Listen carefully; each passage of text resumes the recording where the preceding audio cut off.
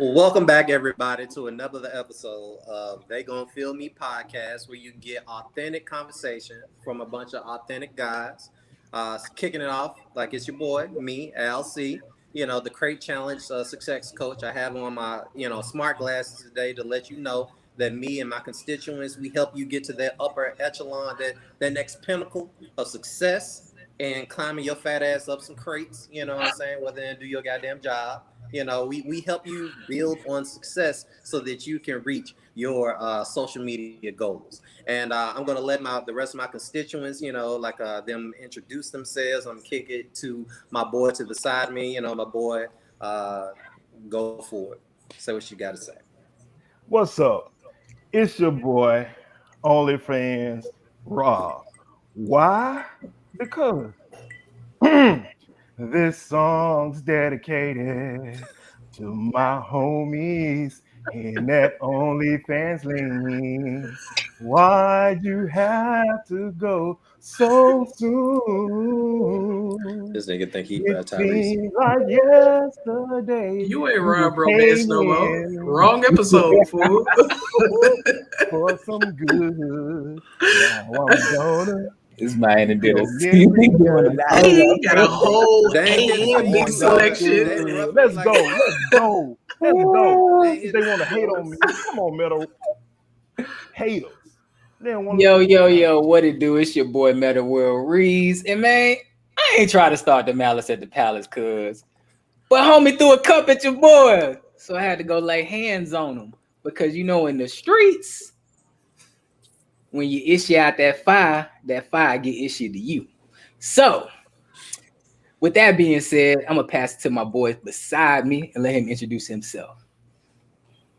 What it do?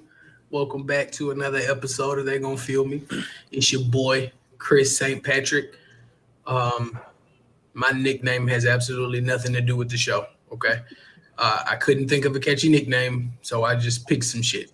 It has absolutely nothing to do with this show or the past show. I feel like I should be left out, to be 100, but we're gonna get into these topics. Okay, and with that, we gonna get it. So the first topic that we got on the schedule for today is the Malice at the Palace. So in case you didn't know, Netflix just recently launched a new documentary on Netflix where they talked about the infamous brawl that happened between the Indiana Pacers and the defending Detroit Pistons that happened back in November of 2004, I believe. It happened at the Palace in Auburn Hills, and it's one of the most infamous sports fights that ever happened. And the documentary kind of covers the aftermath, the actual unfolding events of everything. And there were fines, there were bans, there were court proceedings that happened afterwards. And they kind of tell a little bit more about what just kind of the people who are involved, the main people like Steven Jackson and Metta World Peace, like just those individuals and their point of view of everything, how they felt about things, and just took it from there. So, fellas, what you think about that documentary? What do you think about the situation? Tell me, do you think it was a good show? Let me hear it. I definitely. Oh, go ahead. I think from the people that I've talked to and my first impression myself, I thought it was a great documentary. But my only one of my major critiques was it was short. To me, I thought it was too short because it left me wanting more. Mm-hmm. It really left me wanting more. I enjoyed the piece. Talking about various aspects that I didn't know about the creation, how they came across and going out to go get Jermaine O'Neal, the thought process, Donnie Walsh, the president, president of the Pacers, how they came and got, the Steven Jacksons, the Ron Artest, their thought process behind putting it together. And I like that behind the scenes, information. And you sprinkle in a little Reggie Miller, and it was cool overall. But I'll kick it to the rest of y'all because I had a couple more thoughts about it too. But I'll let y'all go. I definitely liked it. Same thing. I really wish it would have been longer, but I felt like it taught me more about the situation. I was watching that game live when it happened. I remember I was literally getting my hair braided because at the time Ben Wallace was one of my favorite players because they had just beat the Lakers before in the finals. And I was playing basketball at the time, and I used to do the same thing Ben did. I would wear my hair braided at away games, and I would wear my fro out at home. So I remember sitting there watching it, and my dad was like the first one to point out when they started playing the replay after all the crap happened. He was the first one to point out, like, somebody threw a beer at him. I would have did the same exact thing. I think it was more so crazy because at the time, like I said, when it happened, I was young. I was super young.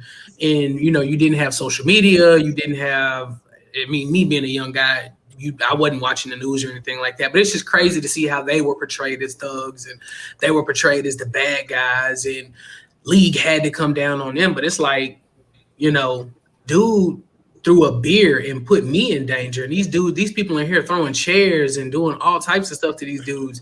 You know what I mean? And to see what happened to Jermaine O'Neal, I didn't even know. I knew of Jermaine O'Neal, but I did not know Jermaine O'Neal was that dominant and that good. And to see how that it really did mess his career up after something like that happened. It was crazy. But it kind of opened my eyes and kind of shed light on a lot of stuff about, you know, how they love you 1 minute and then they hate you the next.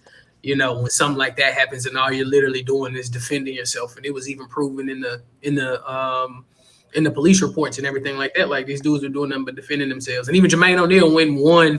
Didn't he go and win like a case or something like that? He went and appealed his suspension and won. So it was crazy. It was a good documentary though, for sure. Yeah, I mean, I think I agree. You know, it was a good documentary.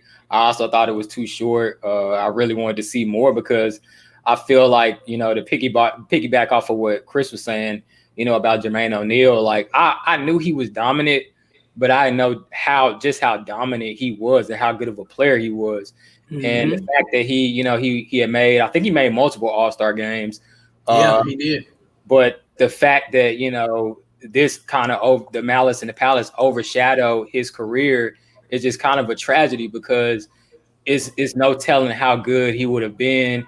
And, you know, who knows, you know, he may have been one of the best centers of all time. You know, he could have been in that conversation had his career, you know, been able to progress the way it should have progressed. And another thing was Reggie Miller. You know, I've never liked Reggie Miller. I've never been a fan of Reggie Miller's. I hate the way he talked. Like, you know, I'm being honest. He just seemed like an Uncle Tom Cooney, you know, ass nigga. Like, on his to be honest, like, but I mean, I really felt bad for Reggie Miller because I feel like, you know, given that, you know, given how I feel about him, watching that documentary, I feel like he got shafted almost. You know, I feel like he was on the cusp of finally at least competing for a championship, you know, and having that opportunity to win a championship, and it kind of got stripped from him. And then he retired because he was just tired. You know, he didn't want to go forward because of the backlash that the team received. So I think that was another tragedy, you know, that he didn't get a chance to at least compete in the finals and, you know, have a chance to win a title. And then, you know, it's just like seeing all the other little bits and pieces. You know, we already know who Ron Artest is. We know how he is as a person. We know he's crazy. He's not all there. And, you know, but he was the one that him and Steven Jackson were the players that actually went off and won championships with other teams. Yeah. So, you know, it's kind of crazy how the people who seem to put the work in were the, you know, probably the most talented as far as like offensively gifted and defensively, and who were also the most even killed. And, you know, those people's careers kind of suffered while the other two people's careers kind of flourished after they left the team. So I don't know, man. Like I said, it was a great documentary. I really feel for Jermaine O'Neal because I feel like he's the person who was hurt the most. Like, just hearing him talk after all this happened and hearing him talk in the documentary, you could tell it still affects him to this day. And to this day, you know what I'm saying? To this day. he is still hurt by it, and I think he's, he feels like he definitely could have been so much more than what he was in the NBA. But I also think though it highlights something that's been coming on that's been at the forefront of the past couple years and brought home by this past Olympics, which is mental health. And like you said, and Ron Artest has been known to have difficulties, and even he mentioned and Jermaine O'Neal mentioned in the documentary, like, we knew he saw a therapist, but we didn't know how serious it was.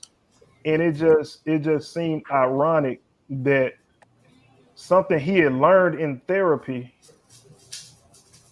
was one of the Mushroom catalysts cloud and something for terrible. it was one of the catalysts for the whole thing happening, because the scores table is black, it has black padding.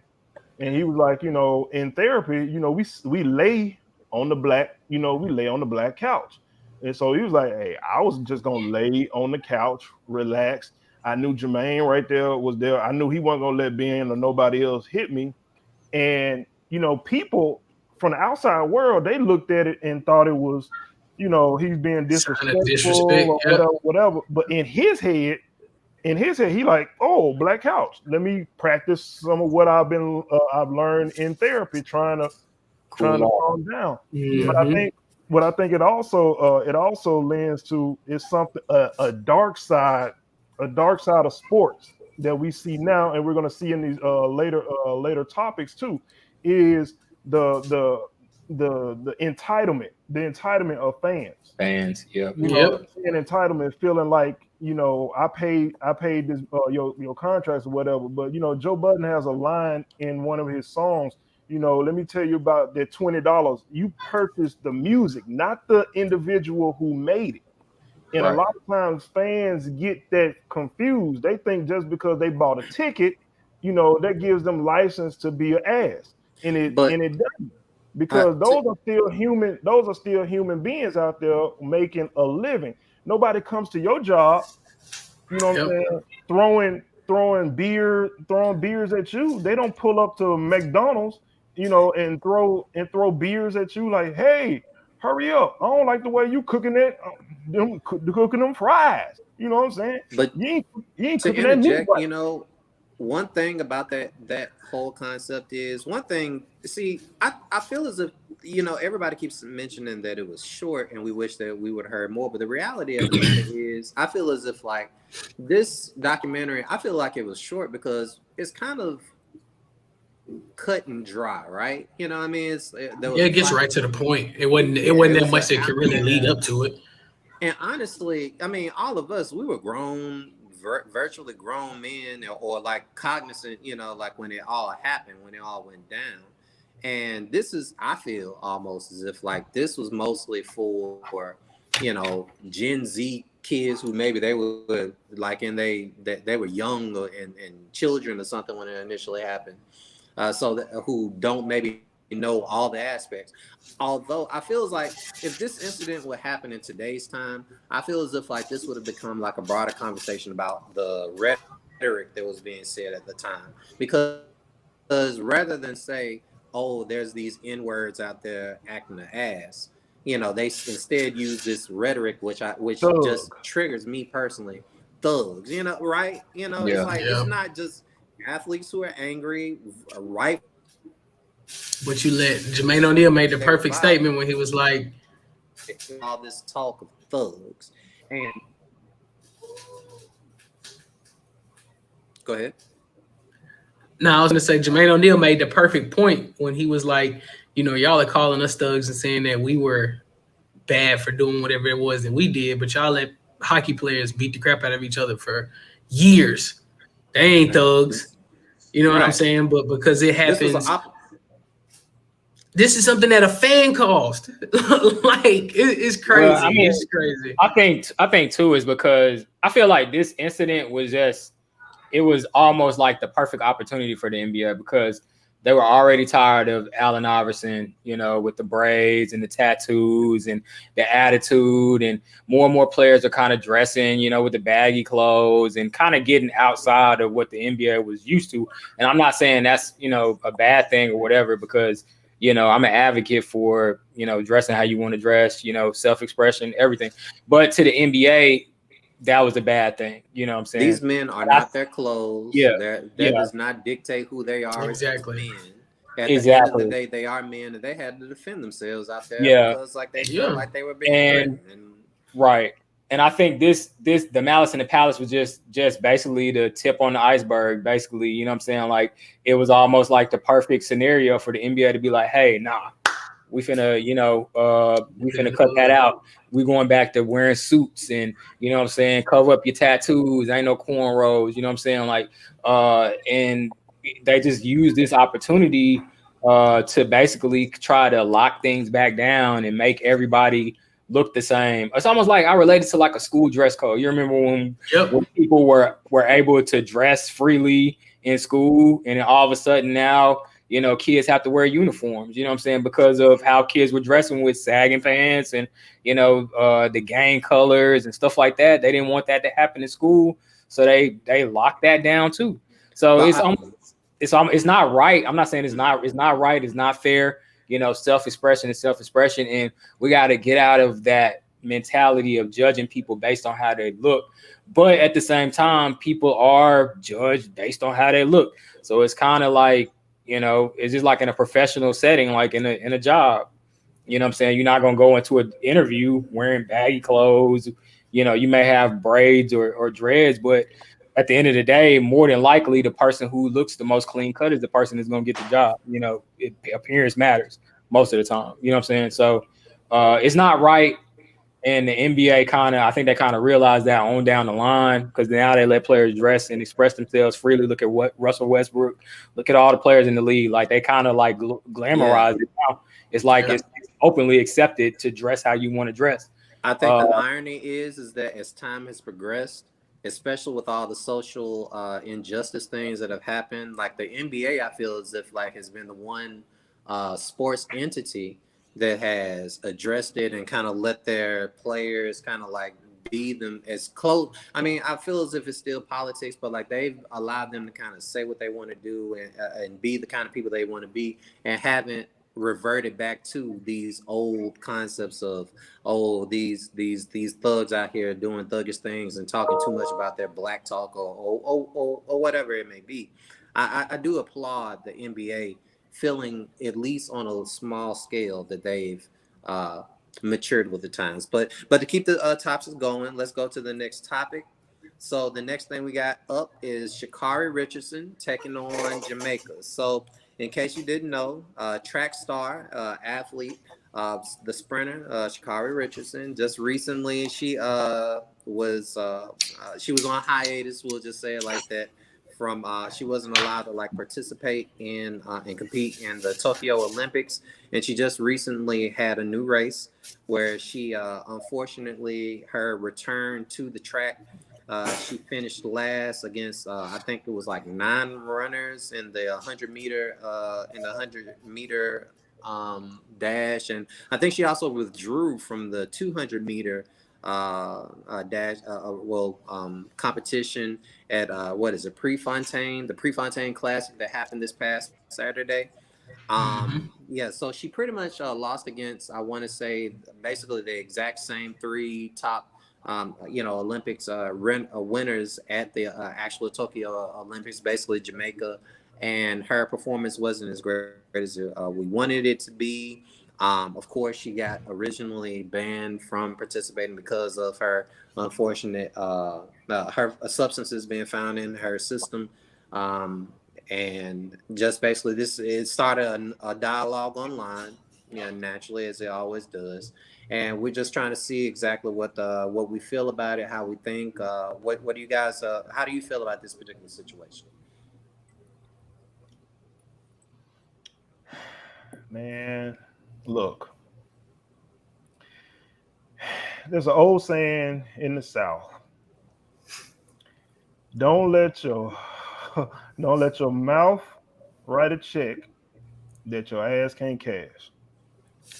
And that's basically what happened. And before I go any further, this is coming out of love and not coming from spiteful or malicious or anything like that. Because a lot of times nowadays, anytime you offer critique and correction to people, they automatically think it's being negative.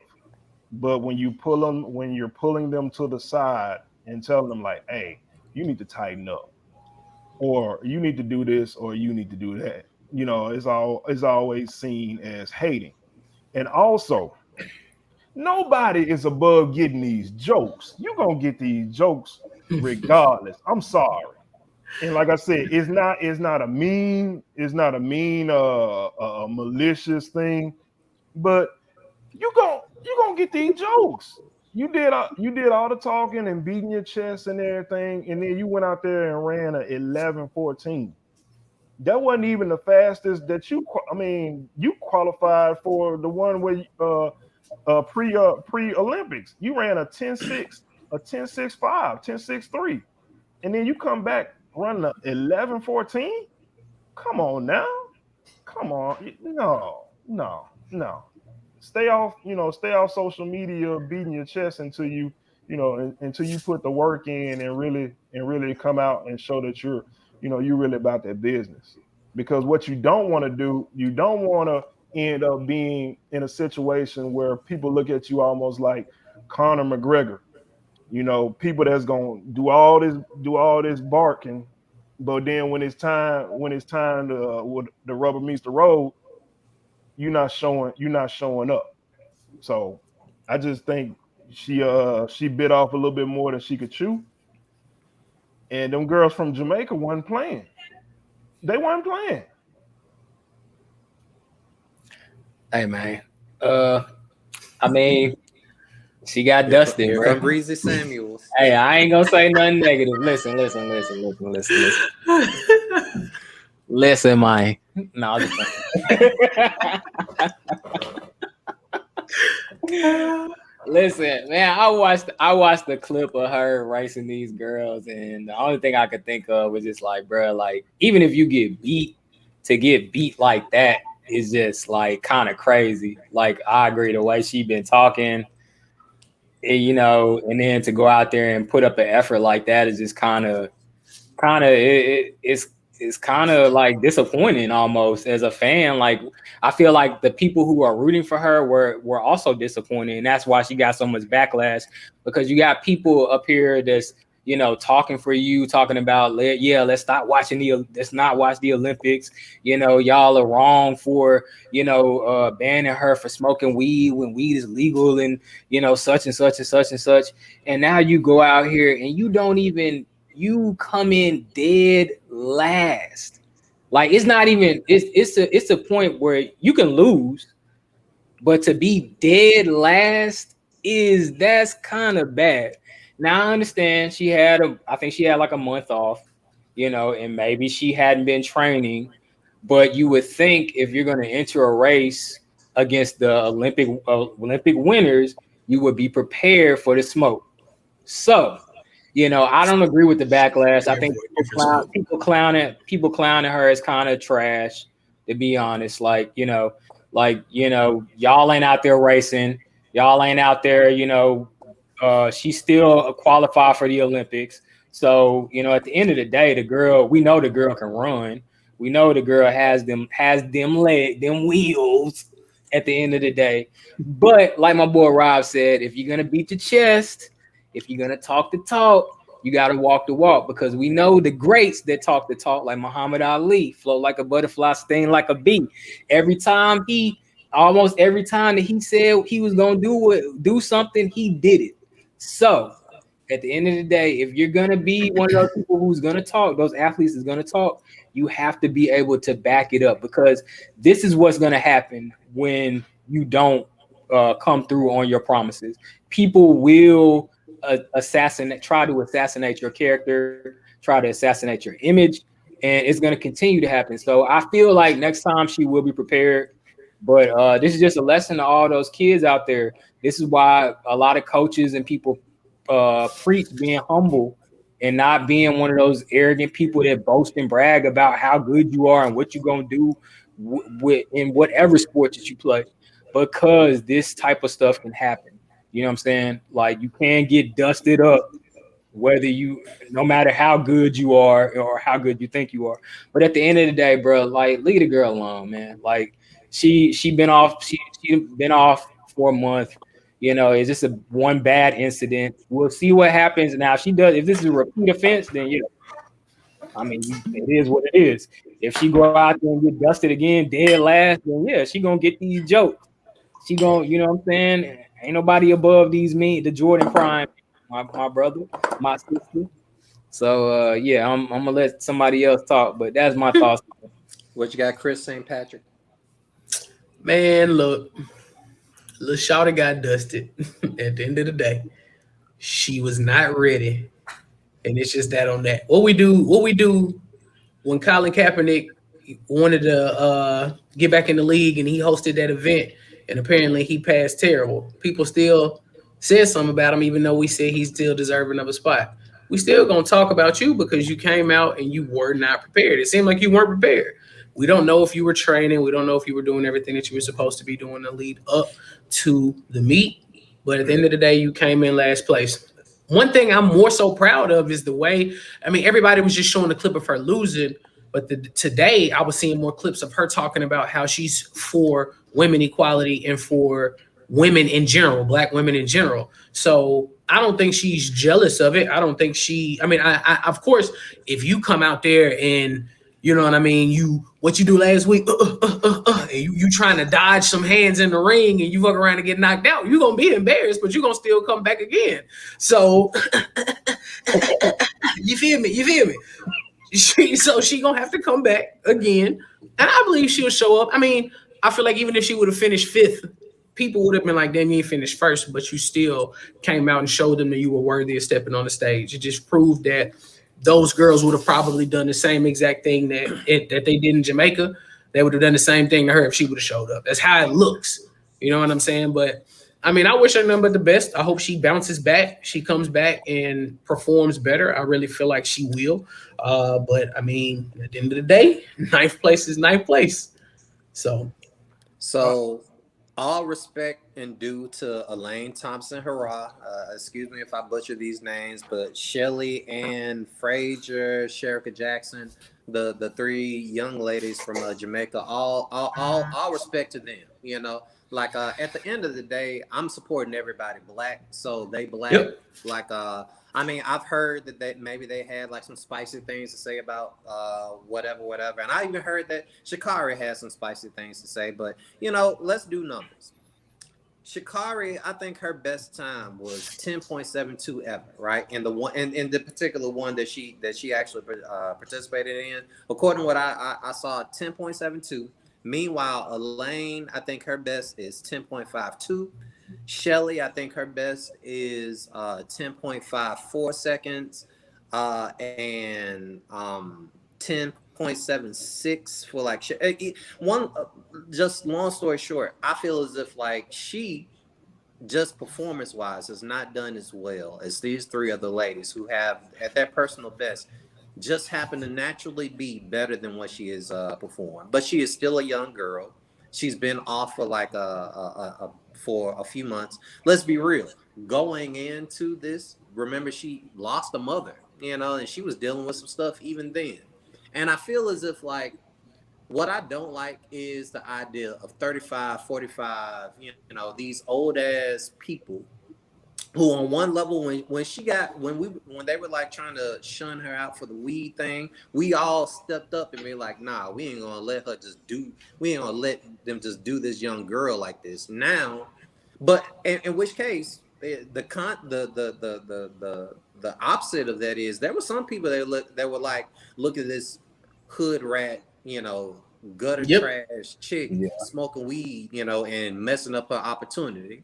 And then you know, but there were people who showed up for her then, and now, you know, after all that advocacy we had for her then, now all of a sudden she's falling back, and maybe she smack talked a little bit too much. Maybe she didn't improve herself, but like let's can we not be honest that maybe her spirit was a little bit broken coming back into this? Maybe she wasn't necessarily in the complete right mental place for all this. And I just feel as if there's a certain level of hypocrisy personally. Oops, sorry. There's a certain level of hypocrisy in all this and how people have treated the whole situation.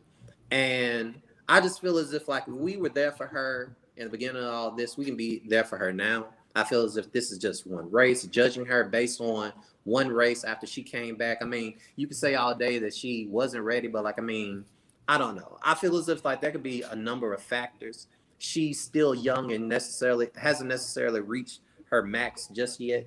And I just feel as if like, I don't like how people have doubled back and attacked her, when we should be supporting her. Like that's my biggest thing, like when it comes to Sha'Carri, I feel as if like she should get her roses for what she has overcome, what she has been successful at, and people saying otherwise, I just don't personally appreciate that. At the end of the day, the other thing about this, though, is that a lot of people felt like she let people down that looked up to her, specifically in how she carried herself from a professional athlete after race interview. That was horrendous. That was terrible as a professional athlete. And you can say all the stuff that you just got through saying. At the end of the day, don't get on the track if you're not ready, because once you step on the track, nobody cares about that other stuff. But as an athlete, maybe she had to get back on the track. Just as an athlete, nobody cares about that stuff. As an athlete, I'm just keeping it real. If you're injured, a football player, basketball player, nobody cares about that stuff. The Golden State Warriors, could be saying, "Hey, we should have been three-peat world champions if KD hadn't got hurt." If Clay hadn't got hurt, guess what? The Toronto Raptors don't care. They showed up and played who was there. Them Jamaican girls don't care. When the gun go off, it's time to run. If you are not prepared to run, don't enter the meet. These people are world-class elite athletes. If you are not ready to run, do not get in the meet. That's just, it's just simple as that. And the thing about it though, man, once again, nobody is above reproach. Nobody is above correction. Just because people have words or correcting her or pointing out, it doesn't mean that people have stopped supporting her. They're just saying that, hey, you need to get your stuff together. We're rooting for you, but everybody has had that tough teacher that gave you some tough talk that was saying, hey man, you better than this. You need to pick yourself up. You need to do better. Now, true, there are some people out there that are mean-spirited, that are trying to tear her down. Okay, know your downfall. They are doing it. But there are also a lot of people that are saying, hey, we was with you and you kind of let us down. We kind of feel like, hey, you're not holding up your hand. We out here fighting for you. People are out here on the social media or whatever, expressing encouragement to you. Hey, you got to hold up your end too. Last place, it look like you ain't, it look like you ain't been prepared. So I mean, I don't think it's necessarily just because people are critiquing or correcting her that they don't support her. And I think a lot of it is like especially in the social media era, like a lot of people take the jokes and the memes and they too serious. Yeah, they take them too serious. People are just joking, bro. At the end of the day, it's not that deep. And if you take it to heart, you know what I'm saying, like you really just playing into what people want you, how some people want you to react at the end of the day. Like, because the people who normally post those memes, they're just doing it in a lighthearted manner. It's not malicious. It's just, to be funny. But let's like, not gloss over the people who are intentionally being malicious. No, I'm not saying it is people who are intentionally malicious, but I think the people who are trying to be lighthearted and just have fun are far outweigh those people who are trying to be malicious, to be honest with you. Like, I don't think people wake up in the morning and be like, oh yeah, forget Sha'Carri Richardson, like you trash. Like, you know what I'm saying? I don't think most people wake up in the morning with that malicious intent to directly basically belittle her and what she's done. I think at the end of the day, she kind of failed. She failed at this race, and people just poke jokes at her the way they poke jokes at LeBron for losing in the finals 3 out of 4, 4 out of 3 times or 4 out of 7 times or whatever. You know what I'm saying? Like, it's like Rob said, she's not beyond reproach. She's not above correction. She's not above getting these jokes. We joke about everybody else, and and I just feel like, at the end of the day, that's a part of being an athlete. You're gonna get these memes and these jokes, and people are gonna hate you because they already don't like a lot of athletes because they feel like they make too much money for doing the things that they do, even though no majority of human beings can't do what these athletes can do. They still don't like the fact that these athletes make a certain amount of money for playing games. You know what I'm saying? Like, it's, what I'm saying, for lack of better words. So, I mean, when you make a misstep like that and you come in dead last in a race, when, people that put you on the forefront and already kind of crowned you as, we looked at her like, oh, she gonna win the Olympics because she went through all this stuff. I think that's another thing. People thought that because she got all this backlash because of this weed incident, they automatically assume that she must be the top person in the top racer in the Olympics because of all the backlash that she is receiving, when they didn't even know about these other girls who, like you just said, ran a 10.5.6 or whatever. You know what I'm saying? Like, these girls were clearly, all that performance enhancing ass weed, bro. All that performance enhancing ass weed. 2 steps above her already, but people didn't know about them because of Sha'Carri's incident. So, you know what I'm saying? But I mean, this will be my last comment on it. But kind of a part of that too, though, is the ignorance and arrogance of America anyway. People and novice track fans or whatever. Because Shelley Frazier, she's like 35 years old, and she been killing on the track. That's like, people just picking up the news and not doing any kind of research and just automatically assuming like, okay, since the hype machine is behind Sha'Carri or whatever, she blowing everybody else out of the water, and not realizing that, hey, these other countries, they run fast too. And I mean, they have athletes. We even got into Africa.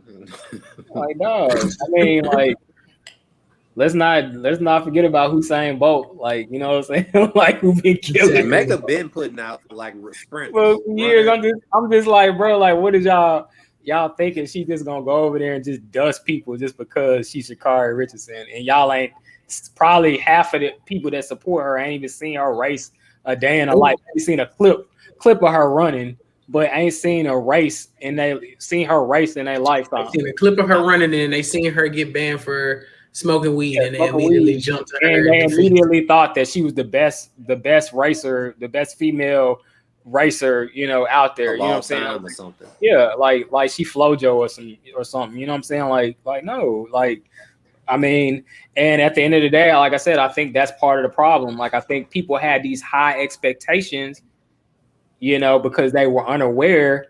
And when she didn't meet those expectations, then people were disappointed, not necessarily like in a malicious way, but they were disappointed enough to say, hey, like Rob said, you need to get your stuff together, bro. Like, you need to come out here, like, like, we've been coming to bat for you, and now you coming in dead, not even like 5th, like not 4th place. Came in dead last, and it didn't even look like you was trying. I watched the clip. Like, she was jogging. Like, it didn't even look like she was trying. Like, it's a difference between giving your all. It looked like she kind of, like, I don't know if she was injured or what, but it just didn't look like she gave it her I really all. think her spirit was broken, personally. I don't know if maybe she seen them other girls was so fast, her ass is just like fuck it, like screw it, Probably was. I ain't winning this, so I'm just gonna go ahead and shit fall back. I'm falling back, lean back, Well, at the end of the day, I pray for Sha'Carri. I'm pulling for Sha'Carri. I'm pulling for the everybody who's black. I think we all can agree. I just really hope that contingent of people who are just being petty and hateful for the sake of being petty and hateful, like they really readjust their mental structures and like trying to understand that like these athletes, they have a number of things that they have to deal with, preparations they have to do. We can hold them accountable, but at the same day, they are human and they're trying to do the best that they have to do. I don't feel as if like we should hold them to certain stigmas that like that detract from their successes. So I don't know. Like that's just my personal outlook on things. But let's keep things going. Like let's move to the next subject at hand and let's get sexy. So OnlyFans is doing away with sexual content. So if you did not know, OnlyFans is a content-driven social media site. It's it's based out of, I want to say, London, and it's a subscription-based service that basically allows people to create accounts and put out content so that their fans can basically subscribe to them and see whatever content that they have put out. And more times than not, it has been a site where you can see a lot of explicit, a lot of times X-rated content put out by these people, whether they be famous or otherwise. I mean, true enough, the platform is meant for people to just put out atmosphere for their atmosphere for people to basically be able to see them in their natural state and do these various things. But it's more times than not been like basically another porn site. And in recent, only the CEOs, I want to say Tim Stokely and I think the other guy is like, so excuse me if I butcher the name. His name is Leonid or something, Radvinsky or something like that. Like basically to appease, they say, to appease their stockholders or their financiers, they basically are planning on October 1st to withdraw all sexual content, everything that's basically, I guess, profane in nature. They're trying to pull it off the website and not allow it to go forth so that they can be more inclusive in their practices. And as a byproduct, there's been a little bit of media backlash, like just a lot of noise on social media. And let's get into it, fellas. What do y'all think? I know y'all have seen the memes. I know y'all have seen the jokes. Just tell me a little bit more about what you think about this whole situation. I mean, to me, I feel a couple of different ways about it. I feel like the site initially wasn't intended for sexually explicit content, but anytime there's something with no restrictions, people are gonna, take it and bastardize it, basically, for lack of better words. They're gonna, if it's a way to make easy money, like, you're gonna get the money. I don't fault the women at all, or the people who are doing sexually explicit content. I don't fault them for taking advantage of the situation and making money. And I think the backlash is a little, childish. People, I've seen a lot of dudes talking about what you gonna do now, because you can't make no money. But in the same breath, I feel like, this goes back to the whole making money fast thing. And I feel like a lot of these people who were doing this sexually explicit content may not have necessarily saved their money and put money aside. So now I've seen a lot of these OnlyFans content creators upset because they act like they didn't know this was coming down the pipeline, and to me, that means one of two things: like they didn't prepare, or maybe they just really didn't know. But it's hard for me to for me to believe that if you are a content creator on OnlyFans, you're making a ton of money, you have a huge following, that you don't know what OnlyFans is doing with their platform. You have to. It's no way, you have to be aware. So I feel like, a lot of these people haven't necessarily saved money, and they're like, oh shit, what am I gonna do now? I have to find another platform, which, I mean, that may not be hard to do. You know what I'm saying? I'm sure there's other platforms that they can go to.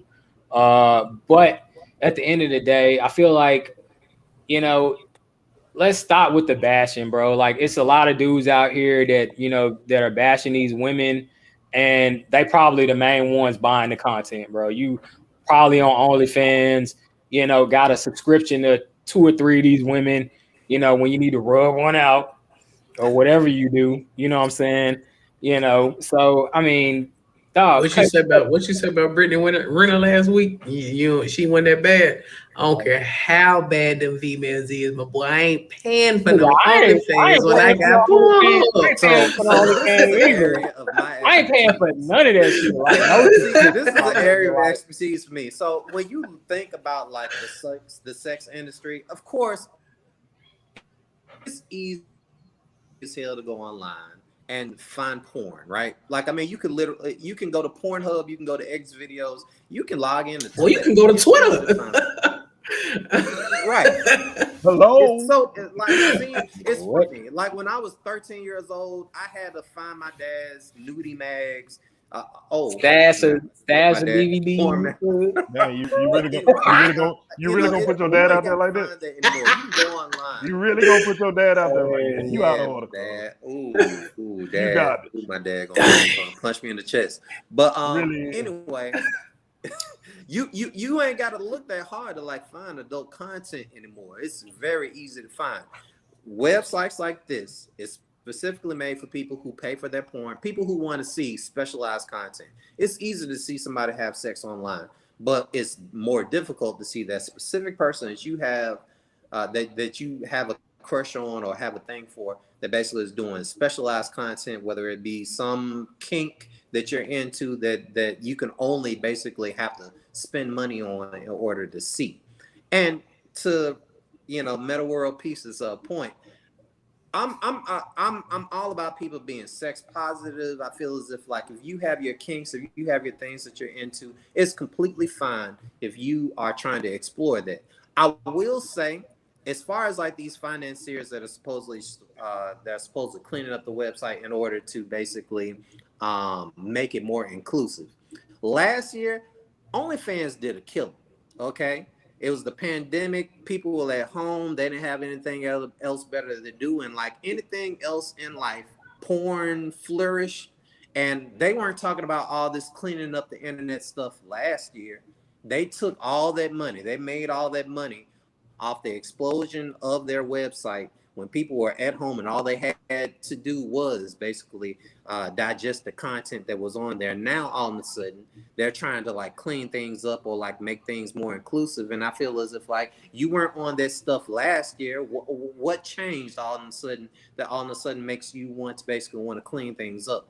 I feel as if like that's very hypocritical and hypocritical when it's all said and done, because it's like, if like you can't tell me that this website that basically caters to people who don't want to go to, like, I don't know, Bang Bros or X videos or Pornhub or whatever, like those people who basically lose a lot of their revenue, they now can claim a lot more of their revenue on this platform. Like, to say, now that they have that opportunity to do that, you made all this money off these people now, and now all of a sudden, you're trying to clean them up, you're trying to make them more professional. It's like, you've always been in the porn industry. Never mind Tyga or Kim Kardashian having a channel, whatever. You've always been in this adult content platform, and now all of a sudden, after you've made your millions, potentially billions, you're trying to clean things up. I feel as if that's very hypocritical, in my personal opinion. I feel as if these people, I've always said, these people need to have the opportunity to make their money and bring that money and put it in their pocket. Yeah, I mean, business is business. They need more opportunities like that.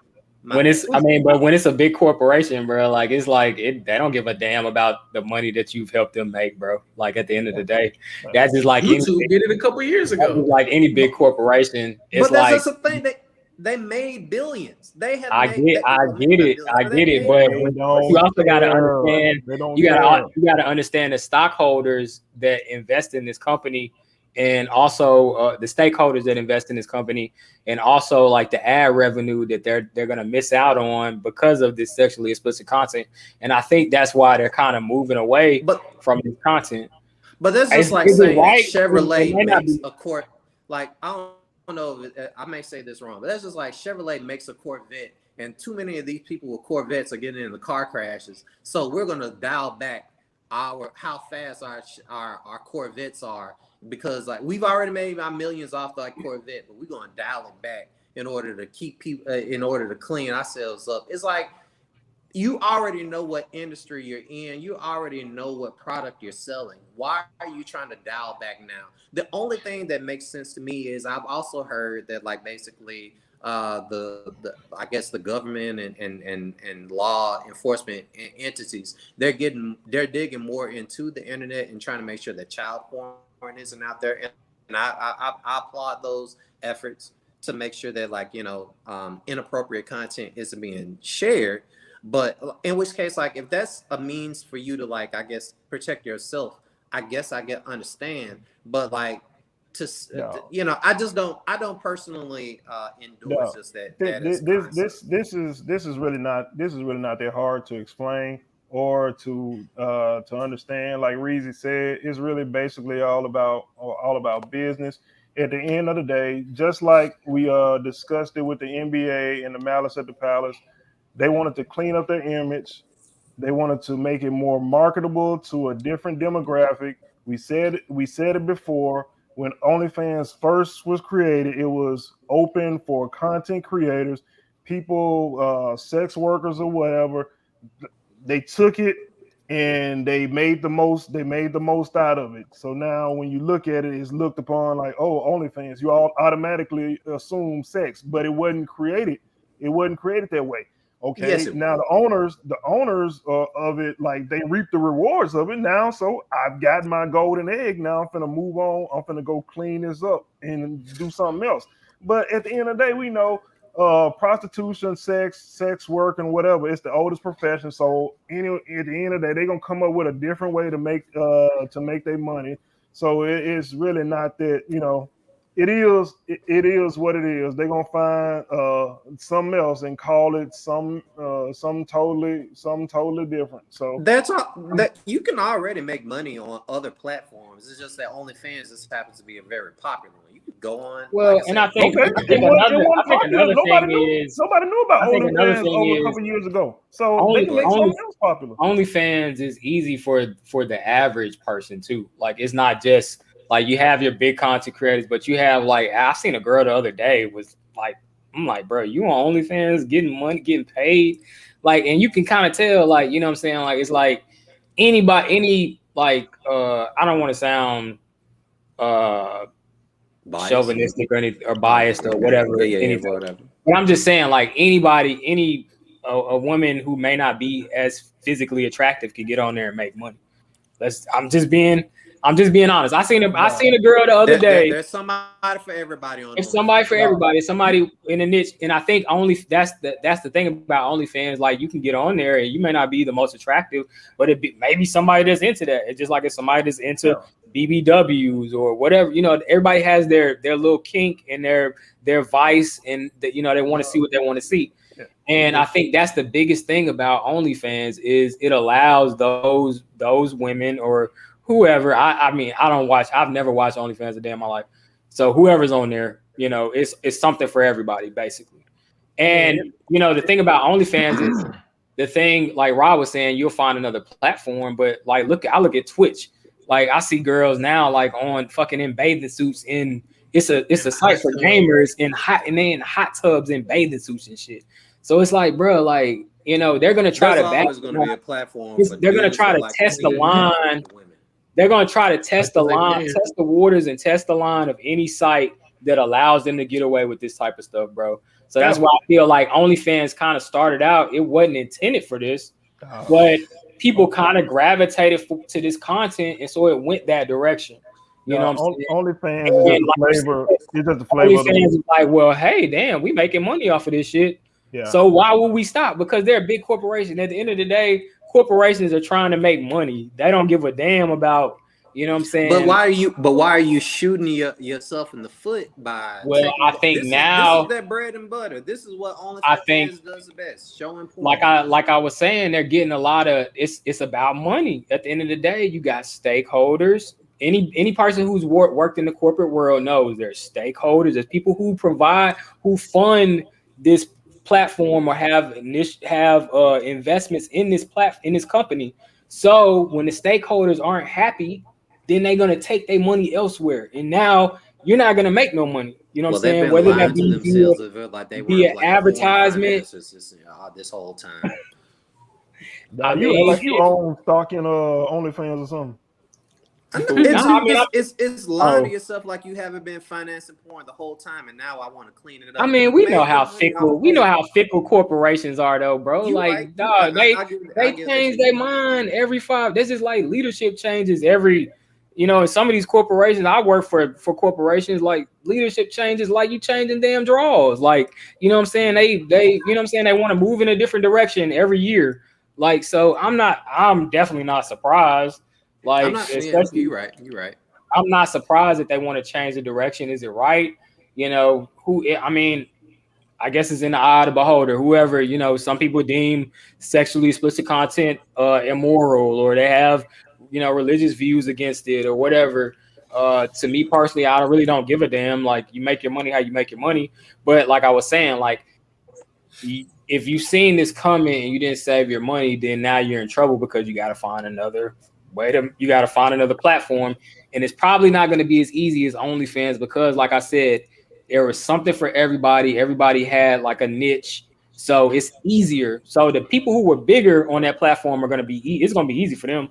Hell, they got their millions. They're still going to put out content. It just won't be allowed to be as explicit as it was before. Yeah, you can still post new photos and new videos, but I'm sure you can't be on there like getting judged from behind and some shit like that. Like, you know what I'm saying? You can't be getting like, somebody mom ain't gonna be able to pay the tithes on Sunday.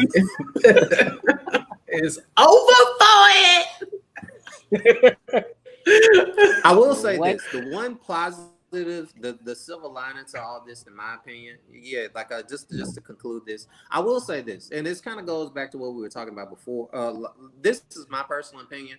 I don't mind people being sexually positive and like having like all these and exploring their kinks and being healthy with their sex. I will say that even as someone who all of us has probably seen something adult before in their lives, I'm not gonna act like I'm innocent, but I will say that porn ain't necessarily the most healthiest way for you to explore your kinks, to explore who you are as a person. And I will say that maybe I'm being hugely judgmental about the people who do put out content, but a lot of times I feel as if like they're putting out content, and I feel as if people who stumble into porn are people who basically didn't prepare themselves for life, and they're just doing the most basic thing they can get into in order to like make a living. And I do like the idea of them, like a generation of people who aren't being guided toward like, hey, yo, in order to make money, not even money, but money in abundance, let me get into this world of just perversion and like tarnish my image. And that's not purity politics or anything. It's just like you're selling yourself so short in order to like give so much of yourself. And like, not everything needs to be on social media, not everything needs to be online, not everything is good for a buck. That is the plus side I see of all this. Like, maybe people dialing back and not putting so much of themselves out there. And like, hopefully that's my personal opinion. Maybe people disagree with me or not, but unless y'all got anybody else got anything else extra to say on this, then we'll move on to the next topic. So let's talk about Biden and this damn Afghanistan. So our President Biden, Feels good to say that, like rather than the orange guy. So Biden recently he's committed to withdrawing our troops from Afghanistan. There was a exodus of you could say from the capital city of Kabul in Afghanistan in recent, and a lot of the social media that covered it, they showed just the tons of people who were basically trying to get on those planes as they were trying to exit, trying to find an exodus as the Taliban basically has claimed victory in this 2-decade long war that we've basically had with them and Al Qaeda, I guess you could say. President Biden, he has said in recent that he's focused on by, I think, August 31st, getting not only our troops out and Americans out, but also the interpreters and all the other people that have helped us getting them out of Afghanistan. He's talked to world leaders and trying to get them involved in the conversation. And it's caused this big thing because people think as if like it's been handled inappropriately, and just and it's just been basically a big cluster F word for lack of a better term. So what do y'all think about it? What you got? How you feel about this particular situation we find ourselves in right now? I'm gonna keep it short and sweet. I don't think it's hypocritical because the main people bashing it said nothing because the Trump administration basically were the ones that really set forth and laid the pathwork to the withdrawal, and basically Biden is following through on the plans that they put in place. And so it's highly hypocritical for those people to come back now saying, oh, he's doing such a bad job, blah blah. Basically, no matter what he would have did, it's a no-win situation. And going back, because it was an ill-fated war to begin with. I mean, because George Bush weapons of mass destruction, if we want to go back, it was a lot to begin with. So you basically, to keep it real, you basically wasted 20 years being world police. And that's all I got to say on that. I mean, I don't see what the problem with bringing them home. We should be tired of sending our sons and daughters over there to die over a war that clearly has no purpose. Like you said, weapons of mass destruction and all this other stuff. You know, we've been fighting this war for 20 plus years. This happened when I was in the 5th grade, when all this first started off with the World Trade Center. Like, come on, bro, I'm 30 years old. It's time. I don't see what the big issue is. But as you stated, I mean, it's mainly coming from the Republicans, the people of the people on the other side of that two-winged bird. You know, it's coming from them that's saying something. But I believe somebody shared tweet. I saw some tweets from Trump back when Barack was in office saying, "Oh, it's time to end the war. We need to get our troops out of there. Why are we wasting so many lives? No need to send any more troops over there." But because Biden does it, and because Biden brings them home, it's a problem. So it's dumb. It's dumb. It's time to end the war. Bring our troops back home. Stop sending our youth, our young babies to go over there that's not war ready to die. It's time. Yeah, man. I kind of agree. Like, it's time for them to come home, bro. Like, at the end of the day, like, I mean, when I remember when the war first started, like Chris was saying, he was in the 5th grade. I think I was in like the 10th grade. Like, I remember seeing it on the big screen in my classroom. And, you know, since then we've been over there. And it's like these people have historically fought each other. Like, it's not something that you're gonna end at the end of the day. They've been fighting each other since biblical days, if I'm not mistaken. Like, this goes way back before United States even existed. Like, you know what I'm saying? So it's like, why are we over there trying to stop these folks from killing each other? If all the motherfuckers want to blow each other up and kill each other, as long as they ain't bringing their ass over here, like, you know, screw it, dog. Like, let them kill each other. I mean, I hate to be mean. It is what it is. But it's just the truth. Like, but it is the truth, bro. Like, I feel like because we're America, we're the so-called greatest country in the world. Like, we got to go try to save everybody. And it's just it's complete bullshit. We need to come over here and focus our efforts on our own country where we got police brutality. People, we know we can't even control our own people. You know what I'm saying? Like, our people are getting killed in the streets every day over some nonsense. And we over there trying to fight a war that people don't even want us to be over there. They killing us more than They we can killing kill. us for trying to. They killing us for trying to help them. Like It's crazy, bro. It's dumb. It doesn't make any sense. And again, the only reason why people have an issue with it because it's Biden doing it and it's not Trump. At the end of the day, you can say what you want to say, but we all know what the truth is. Like, so I feel as if they're politicizing the whole thing. I mean, naturally, I hate that like we'll just say right wing pundits are basically trying to make this as a way of saying that because the Taliban are claiming victory, like they're trying to make it seem as if like Biden is weak on this whole subject. And the reality of the matter is that, let's be honest, this is these are our roosters coming home to roost. Because like if you go back in time, like I think to the 80s, remember the United States, we helped the Taliban. Like we basically were trying to give them power in order to fight Russians who were basically, I think were Russians who were basically trying to invade their lands. And we were trying to basically, when the Cold War was at its height, we were basically trying to help them basically fight against like those forces. And we financed them, we helped them like learn a lot of these things. And then when the relationship turned sour, then it became radicalized, and then it went all the way to 9/11. I mean, me and Rob were literally in dorm rooms. You know, y'all talk about 5th and 10th grade. We were in college watching this transpire on the television. We woke up on 9/11, right? And let's also not, I feel as if like what bothers me is that like there's so much backlash against Biden, but like the reality of the matter is that this was a situation that didn't have an easy solution. You know, I mean, every candidate, every politician to strengthen, I guess, their stances on what people thought of them have always said, oh, we need to bring home our troops. It's easy to say that, but when you actually try and put that into action, you know, there's a lot more scrutiny if it isn't handled with like, I guess, almost, like laser focus. And the reality of the matter is a lot of people have said basically every politician since the beginning of this war has been lying to us about how the success of basically how this whole war has gone.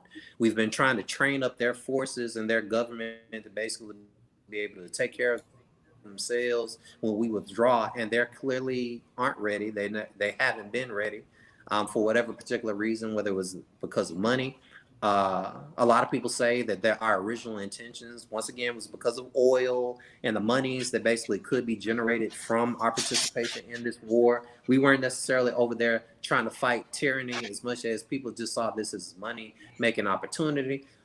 We can say Obama, oh yeah, he finally got Osama bin Laden, or what have you, but like our continued presence in that area without an infrastructure there to basically maintain rule, to maintain control, to maintain power, and not allow the Taliban to take them over, that clearly hasn't been developed properly.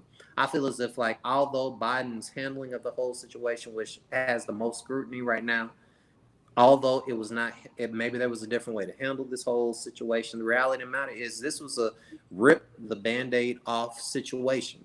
You just got to deal with the consequences.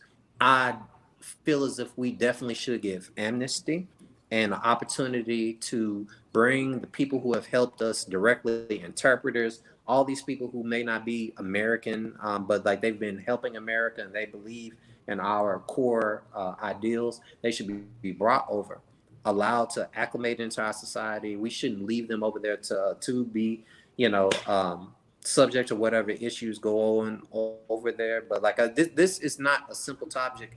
This isn't a simple subject, and I can't. And Biden didn't necessarily have all the best answers to it, but it was it was a lose-lose situation, and people have all the criticism in the world.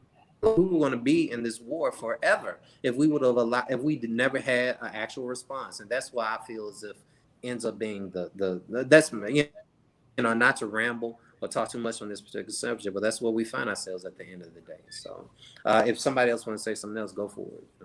Boy, nope. You said y'all was in the dorm room. I was in the 5th grade. Yeah. I was y'all literally boys waking old up as like shit. ready to go to my in college, 2001. Y'all boys old. Yeah, we old. We are old. Like that's just how long this war has been going on, bro. Like I mean, You know, like, and we talking about it was this perpetual thing that we would have been in forever. People talking like, you know, people. I think Americans have this view like, oh, we win all our wars. The reality of the matter is, it's just like Vietnam. We didn't win Vietnam. There's no win in this. Okay, we're gonna be in this forever. Like, I mean, we had to pull out. Otherwise, we'd just be in this war forever. You know. Had to pull Excuse out. me if I'm PJ Washington could have pulled out. Yeah, pull out. Why am I trying to drink out this glass? Goddamn. I don't know, cuz. But we know who to get a steering wheel to and who not to get a steering wheel to. But I will admit, like, our brothers and sisters over there in Kabul, I mean, for the people who don't necessarily want to bend to the Taliban and Al-Qaeda and all those influences, I really, my heart still goes out to them. But I will say, to y'all's point, we can't be the world police. We can't spend all these billions and trillions of dollars, you know, like just wasted money for like a war that ain't never going to end, that we can't win. I think that we all can agree on that, right? Yes, sir. We done. So at this given time, like, we want to have some closing thoughts. Does anybody have anything else they want to say, or anything right now? Shout out to everybody that's supporting us. Once again, shout out to Mississippi Valley State University. Every time, you already know what it is. Hail to thee. Appreciate the comments, the likes.